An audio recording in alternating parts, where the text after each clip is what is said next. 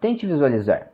Você acorda depois de poucas horas de sono, vai até o banheiro para lavar o rosto e por alguns segundos se encara no espelho. Isso te gera um grande incômodo. Você não entende porque quando era mais novo isso não costumava acontecer. Ou talvez sim, mas por algum motivo isso tem se tornado cada vez mais frequente. Isso vai te consumindo cada vez mais até chegar a um ponto que fica quase impossível se visualizar.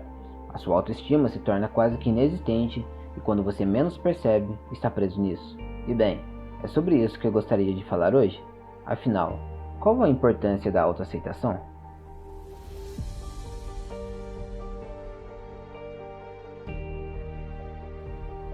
O valor e a importância que nós damos a nós mesmos depende do nosso autoconhecimento e a autoaceitação. Eu falei um pouco sobre autoconhecimento no vídeo anterior. Mas afinal, o que é a autoaceitação? Segundo o dicionário, a autoaceitação não é aprovação. A aceitação não é gostar de algo ou aprovar algo. É aprender a estar em paz com o que é, mesmo se você não gostar, e especialmente se você não pode fazer nada para mudar.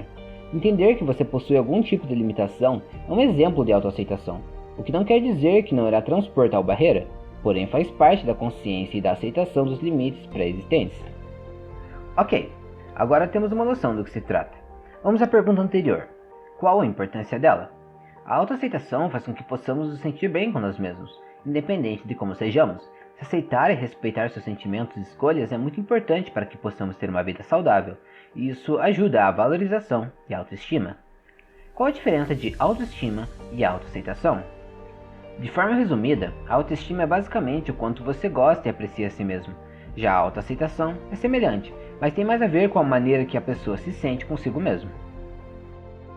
É importante saber nossos limites, e saber que às vezes podemos sim desistir se for a melhor opção. Para nos valorizar, é importante que nós tenhamos conhecimento sobre nós mesmos. Afinal, é difícil valorizar algo que não conhecemos. E aí que entra o autoconhecimento. De forma resumida, o autoconhecimento é o conhecimento de si próprio, das suas características, qualidades, imperfeições, sentimentos, etc. Se quer entender um pouco mais sobre isso, veja o vídeo anterior. Ver nossos próprios defeitos é um dos primeiros passos para a autoaceitação. E se for parar para pensar, isso até pode ser simples, mas por outro lado, pode ser difícil encarar uma parte de nós mesmos a qual não gostamos, e acabamos ignorando tudo isso e fugindo de quem realmente somos. Defeitos. Vou dar um exemplo bem visível na sociedade atual. Padrões. Nem sempre são ruins, mas quando se trata de aceitação pode ser um grande incômodo.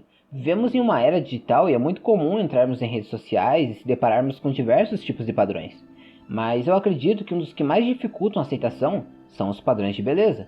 Na grande maioria das vezes, são inalcançáveis e, sinceramente, isso ferra com nossa autoestima.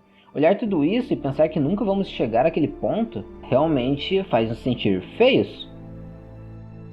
Eu acredito que não existe um padrão de beleza, ou melhor, não deveria existir. E é claro que é importante cuidarmos de nossa saúde, mas entender que não seguir um padrão não faz de você feio. Muitas vezes tentar seguir esses padrões faz com que não sejamos excluídos de grupos em que frequentamos dentro da escola, faculdade, trabalho, enfim, na sociedade em geral. Mas por outro lado, tentar seguir esses padrões faz com que não sejamos nós mesmos e acaba com nossa autoestima. Mas também acredito que existem exceções, mas não acho que seja saudável.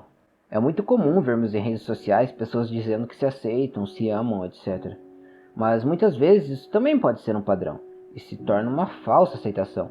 Isso porque no mundo real talvez essas pessoas não se sintam assim, mas acabam se escondendo mostrando sempre momentos alegres e fotos descoladas que camuflam a realidade.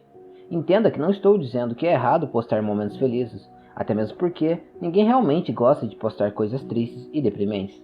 Bem, como eu disse antes, tudo isso acaba com nossa autoestima e deixa a autoaceitação cada vez mais distante, e o ideal é que você busque a ajuda de um profissional, pois acompanhamento psicológico é ideal para trabalharmos o autoconhecimento e a autoaceitação de forma verdadeira e libertadora. É claro que a autoestima elevada demais também não é saudável. É importante termos um equilíbrio. Quase nada em excesso é bom. E aí entra o narcisismo, que é o amor pela própria imagem. Tem esse nome devido a um mito, que conta a história de um homem chamado Narciso, que se achava o mais belo e se amava muito. Certo dia, enquanto apreciava seu reflexo na água, caiu e se afogou. Agora olhe para você. Veja seus defeitos e procure suas qualidades. Sim, você tem qualidades. Entenda que o ser humano não é perfeito, nenhum deles. Tenha compaixão pelos outros, porque isso ajuda você a ter compaixão a si mesmo. Tente ver as coisas de forma empática e entender que todos têm desafios e lutas. Se aceite por quem você é. Se divirta e faça o que gosta. Não se culpe e pare de se comparar às outras pessoas. Seja você mesmo e se orgulhe disso. E eu sei muito bem que é difícil. E eu mesmo tenho muita dificuldade em tudo isso. Mas também sei que você consegue. Bem, seria legal se você tirasse um tempo para pensar nisso. Claro que tem muita opinião minha aqui, eu posso sim estar errado em algumas coisas. Mas espero que esse vídeo tenha acrescentado em algo. Agradeço se você assistiu até aqui e até a próxima.